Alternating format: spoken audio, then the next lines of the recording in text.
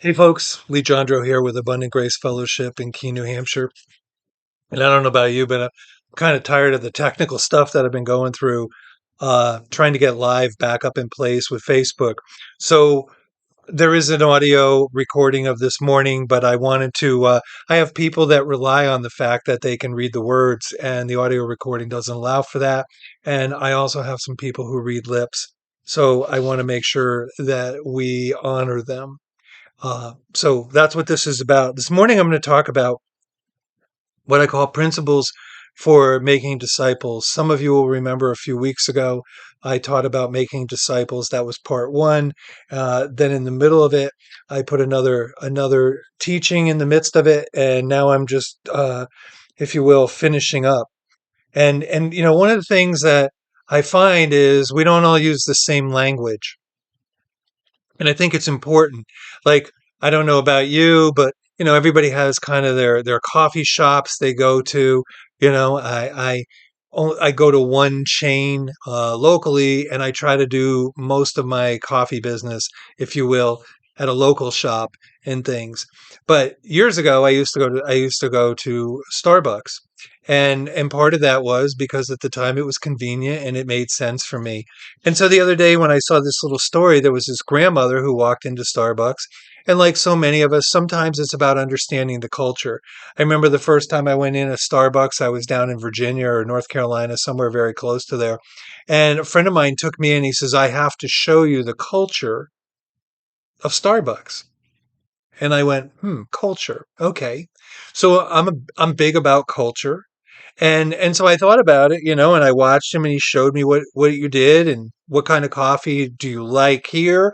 And this is what you buy if you like that kind of coffee.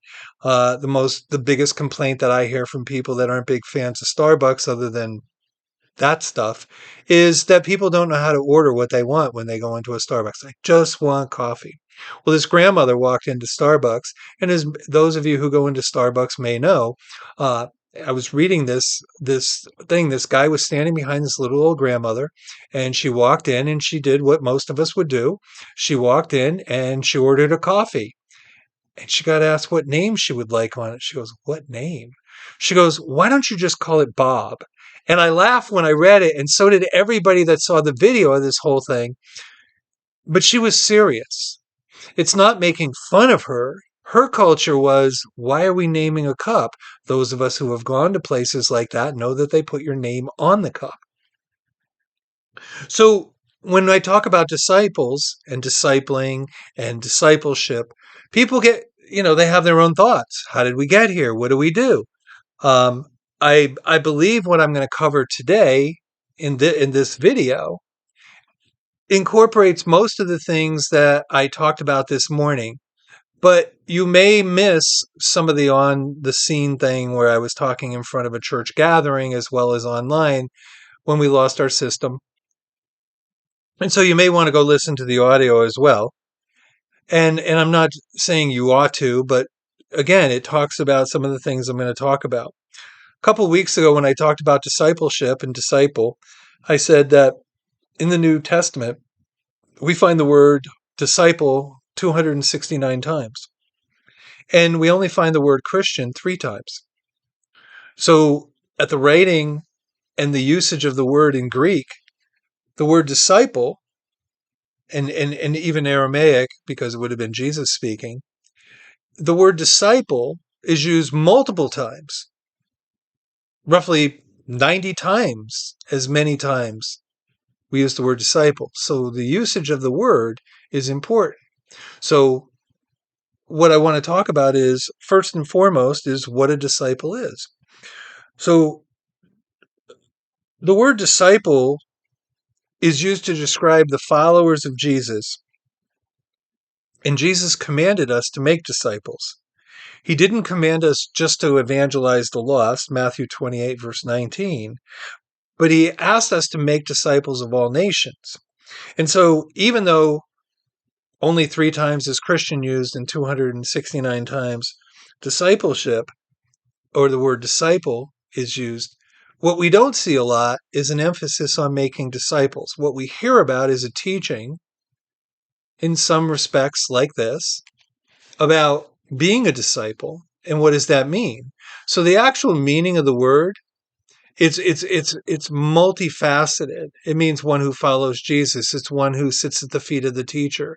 It's one who asks questions. It's one who responds. It's one who takes the practices of the teaching or the understanding they have and begins to apply it in their own life.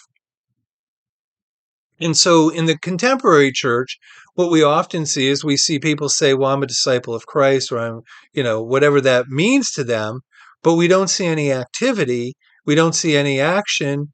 And we don't see the things that we think about when we understand that this is someone who is invested in the process of learning more about Jesus and taking what he or she learns and applying that not only to their life, but integrating that or introducing that into the culture at large. So when this grandmother walked into Starbucks, she didn't understand the culture. What I want to do today is make an effort to get people on the same page with regard to culture. It's said that it takes 21 times approximately for someone to do something before it changes to habit. So regardless of what your understanding, and your understanding of disciple may be, in fact be very much what I described. But if it's not, at least give yourself grace and allow grace to flow through you and give yourself the opportunity to go study and find out what discipleship is in your life. And so this morning, or this afternoon now, but you may be listening to this morning because I still think I'm in gathering mode.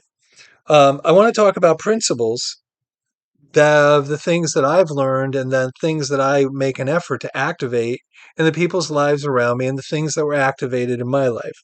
And so the first one has to do with what I'm going to call reparenting.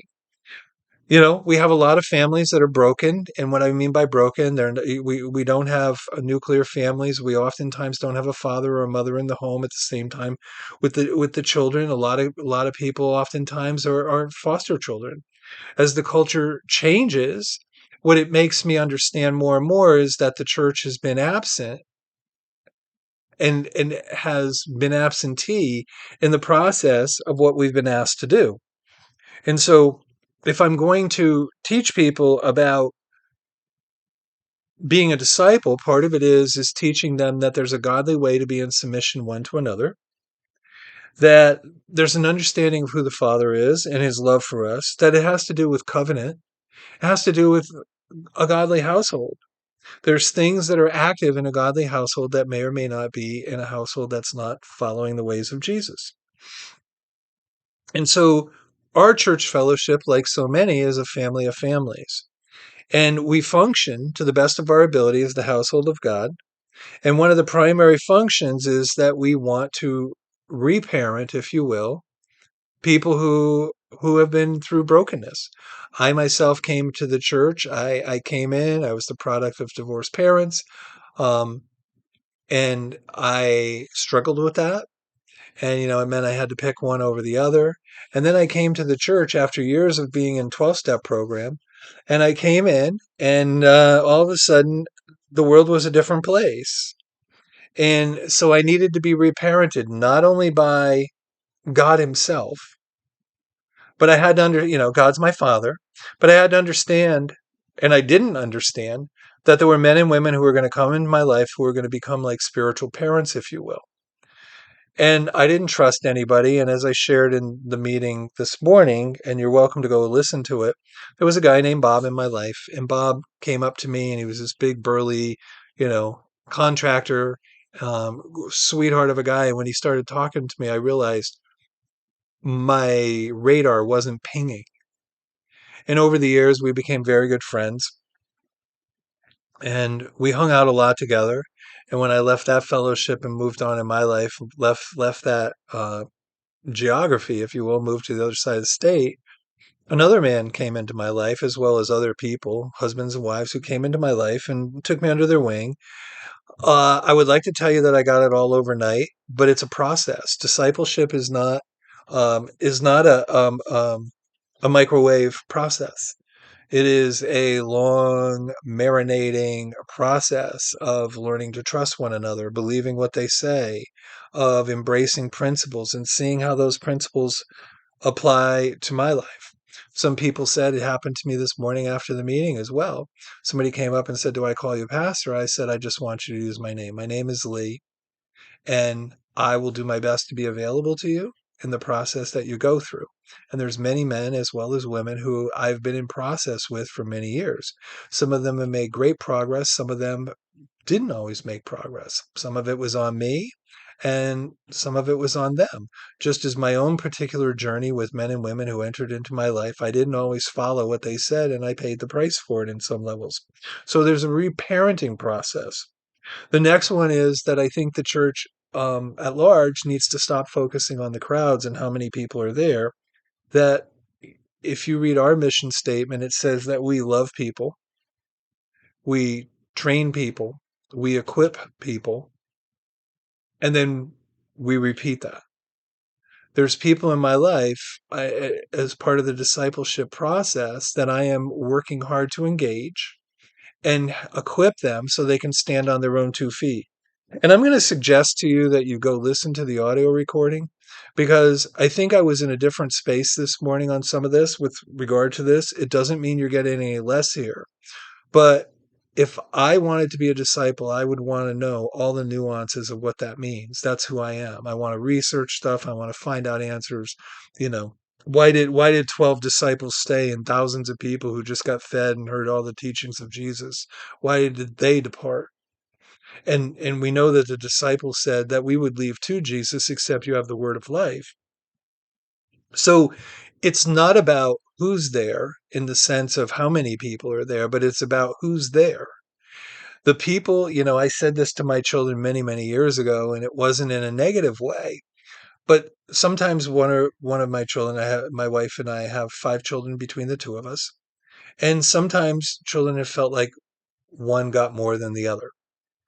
And we can call it sibling rivalry. But what I explained to my children was I love each one of you in your own special way, but I'm always going to be active in agape love towards you.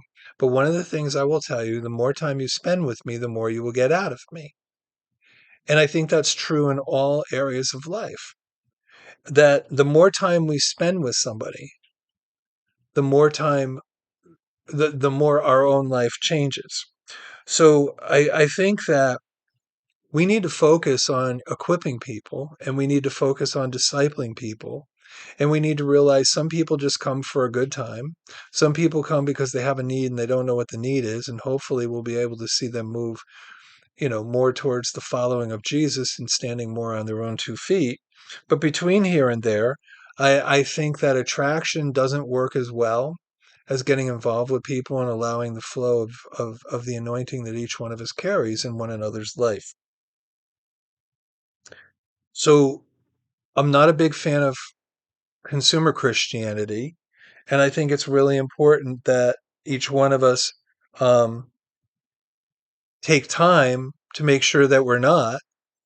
And so I think it's important that we focus not on the attraction, but we focus on the service that comes out of who Christ is in us. And so that's that piece that I don't focus on what we're doing. I don't spend money on advertising. I don't spend money on marketing. My budget has to do with what I sow into people, meaning that we sow into recovery and we sow into um, the homeless and we sow into the poor and we sow into missions. And each one of those, I believe, is helping people. The recovery program is helping people walk through steps of recovery that line up with Bible principles. So the next one I want to talk about is I think we need to be more people based, and I believe Abundant Grace is more people based than it is program based. I try to adhere very strongly to our mission statement, which is to love people, regardless of who they are, what they do, and how they do it, to teach people to train one another in the things that Christ would have us to be trained in, to equip people so that they can walk out who they're called to be, and then repeat that process. So I'm not a big believer in programs. I did attend Bible school as my wife did. But I can tell you that I learned more on the streets in the first year of being out on my own than I ever learned in Bible school. And that's not a reflection on the people who taught Bible school. It's a reflection on how we learn and how we process. And so Paul didn't just preach into people's lives. What he did do was he poured out his life into the lives of others. And I think one of the things that lacks in the world today, especially the church, is we talk about boundaries and we talk about walls and we talk about all these things. But what we don't talk about is the pouring out into somebody else's life. We talk about investment in people's lives, and I'm not a big fan of that word because that makes it sound like they're a commodity. What I am a big fan of is pouring out into people's lives, much like the Apostle Paul did. Disciples, first, by the way, reference for that is First Thessalonians 2:7. What I'm a big fan of is disciples do life together. And we don't just do meetings and Bible studies. Over the years, I've had people travel with me. They've learned more about me. I've learned more about them in our travels. I've had people come live with me. I've had people that, you know, would come over my house every day of the week if I let them. And it's not because I'm a great guy. It's because we talk about the things of the Spirit, and my encouragement to them is to go and do those things in their own life. So I'm not big on program base. The next one has to do with the fact that we need to be more relational than institutional. What that means is if we're going to be serious about the process of discipleship, um, then we're not going to be able to do the formal stuff. We're going to be very informal and engage the process of mentoring in people's lives. In my own church fellowship, I actually use a printout that came from something I learned early on, the 5 steps of mentoring. Most people have seen it perhaps by John Maxwell. I think it's really important to realize that mentoring is the 5th step, not the first step. So what happens is a lot of times we think discipleship happens in Bible school or seminary or and I've done this as well. I've had schools that have been part of my church, but it doesn't necessarily create disciples. It creates educated students. Hopefully some of them become disciples, but they may or may not become disciples because of the school. What they become disciples with is because of the relationships that exist. And so we can gain a lot of head knowledge, but it doesn't necessarily produce maturity. And one of the fivefold caveats is, am I producing maturity? Am I producing mature spiritual sons and daughters? And so without having head knowledge, without a personal connection, um, what happens is we can have a lot of gifted leaders, but without a lot of character. And character to me is a major big deal. Hardly a day goes by that I don't see something about a church leader. Doesn't have to be a church leader, but let's be real. That I see a leader has fallen or going through a divorce or doing something foolish or doing something, that they ought not to be doing because we've not majored on character. We've majored on gifting. Discipleship is not about gifting. Gifting is important and everybody has gifts and gifts, gift and gifting, but not everybody has character, and character is something we learn by process. So the next part of it has to do with um, engaging the New Testament, if you will, pattern for church life. In our church fellowship, it has to do with leaders, it has to do with elders, and it has to do with deacons. We do have a board, we have an official board, but that's really more about our finances and things, other godly men and women who are on that board. But the fact of the matter is, we need to develop more and more, we need to develop leaders, our elders, and we need to develop, and elders has to do with maturity, not chronological, though it can, but it has to do, and we need to be able to see deacons come forth. So the number one thing that I see missing a lot in leadership when I see a lack has to do with the lack of love. And I talk about love all the time. People who don't even come to church know, they read my posts and things and they know, well, you're the love never fails guy. And I go, because never fails. And so we need to reach out for the character. of individuals, and we need to do it through love. And so one of the things that happens is, and I'm moving to the next one, we don't need a religious church culture in the sense of we don't need something that has, every dot, every box checked. But what we need to do is talk about church life. And and so what happens when you have a religious culture is everything's superficial and people don't get the chance to work out their stuff. And so I don't think if we're going to make disciples, we can disconnect and make everything about book study, as I mentioned earlier, head knowledge, and then put it together in a way that makes sense. But I think we need to learn to do life together. I'm iterating that again. And so one of the reasons I think we don't have a lot of disciples, even though people use that word, but disciples who are making a difference where they live, whether it's in their family, in their marriage, in their community, in their workplace, in their school, is because they see the religious structure, but they don't see the life of it. And they don't see the journey that goes on with it. And so what happens is that religious structure actually keeps people from becoming real disciples. They may become a disciple of the ministry, but that doesn't necessarily mean they're a disciple of Christ in the sense that they're carrying that life, that Zoe life out into the world on a daily basis. I have said this for probably 30 years. Church is never about going to church. It's always about being the church. And again, I did more on this in the audio version, I know, and I just don't remember a lot of it. Um, it's not popping the way it did when I was in the middle of that sequence. But what we see is we see people pulled back and held back by those things. And I'm not about that. I'm about let people take risks and come back to me and say it didn't work or it did work, but I don't get why this happened, that kind of stuff. So then this moves us on into a more talked about part about we need to focus on developing character and we need to stop promoting talented individuals. So in my life, I immediately was pulled onto worship teams. I was a rock and roll drummer before I came into the kingdom. I went to a very professional worship team. There was three of us. We were all great drummers. I don't say that lightly. I say that because every church that I've ever been involved in pulled me into their worship. But just because you're really great at worship doesn't mean you necessarily have godly character.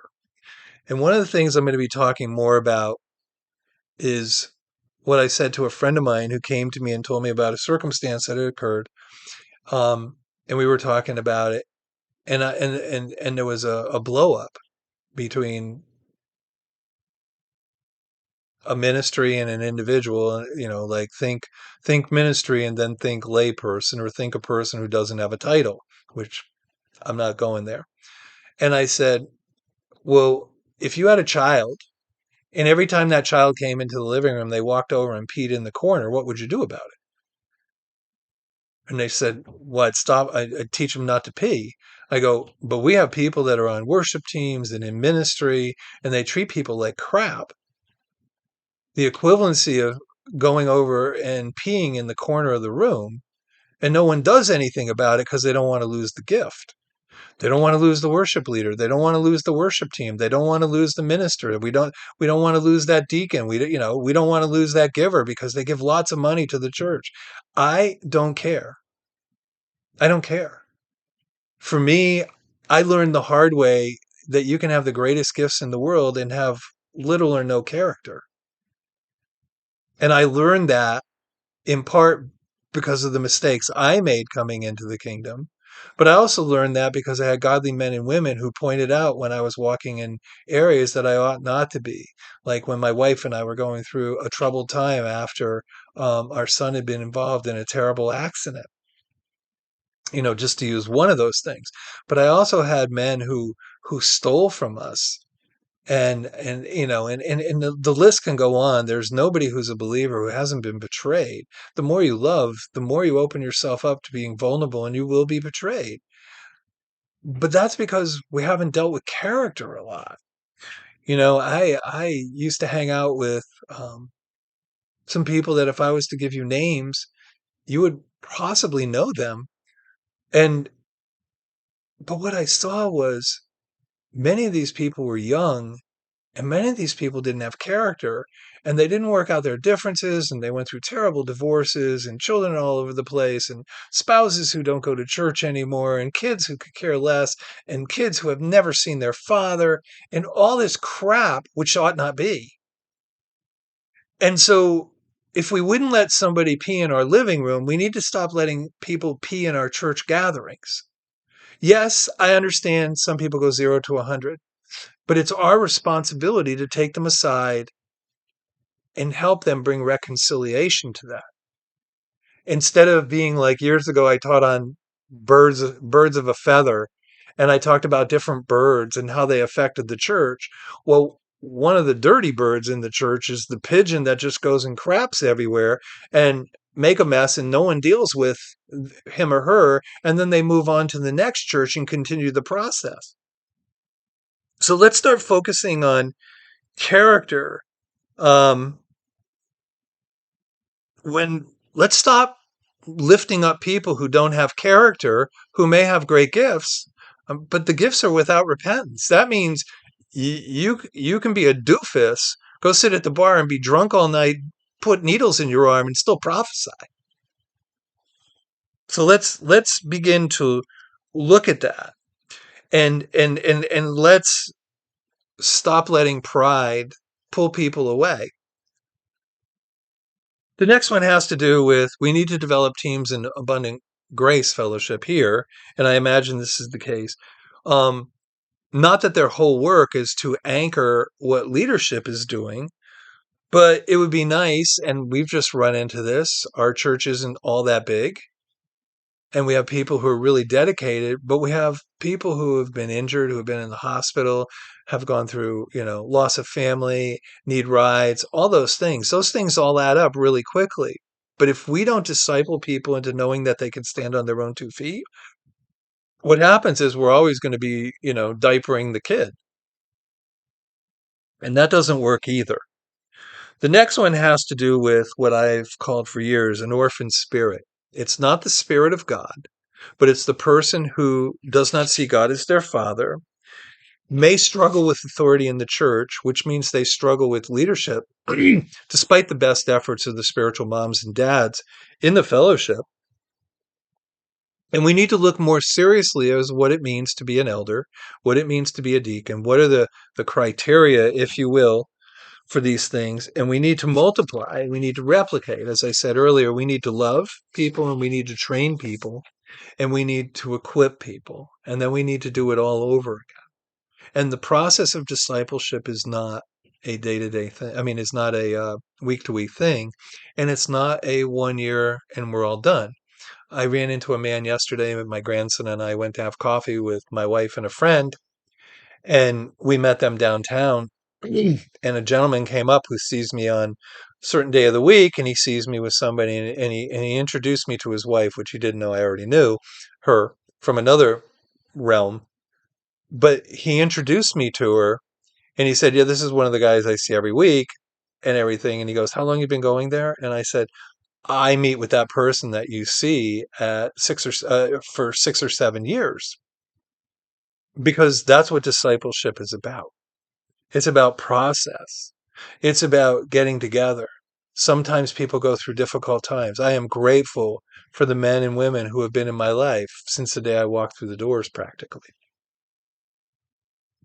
The next one is more what we need in our realm of abundant grace, and it has to do with developing consistency in our gathering prayer, if you will, that we would see discipleship and all those things begin to come together in such a way as people gather. It builds hope in people's lives, but it also opens the doors to the things that are needed in abundant grace fellowship and what we need. And so, again, discipleship is part of that process. When you have people that are learning that being a disciple means to serve and to be mature and to walk in those things, they begin to replicate themselves. One of the reasons that maturity doesn't exist in the church is because we don't see a replication. We don't see people becoming spiritual moms and dads, if you will. Um, You have to be mature to reproduce in the real world and in this world. So the next one that I'm going to kind of end on, I'm very big about the local church expression and all that means. Um, as I said earlier, we do give finances across the nations. We do things that affect people that aren't in our area, but the local church expression is extremely important to me. It wasn't always. I traveled a lot early on. I was here and there and everywhere, but I thought, oh man, how do I put this? I thought that I was going to be in ministry, but then I realized to be in ministry, you had to have a church, if you will. And please understand that I don't believe this all now. And then you had the church was kind of your liftoff, if you will, to move on to do things. But that's really not how it works. The local expression is the important expression. And as much as I like to travel and I get asked, and again, you can hear more on the recording that I did this morning about some of this and some of the things I've been asked to do in recent days, I'm convinced that the local expression is the one that I can change the best and the one that I can change the most. And this is where I'm going to build disciples. And this is where you can build disciples. And when I say you, you may or may not be part of Abundant Grace Fellowship, but wherever you live, your call to maturity is to replicate yourself. So as I'm going to close on this. This is roughly a half hour. It's a little short. Well, it's probably 15 minutes less than what I did online or through the other one. But this is what I have for today. And what I'm going to do is this will be live and it will be available and things. I'm going to put it up on YouTube as well. But I really appreciate you guys. I appreciate you taking time to listen to this, but I don't want it to be a teaching. I want it to be an overview of where you and I can go together. Where if you're in abundant grace, truly together.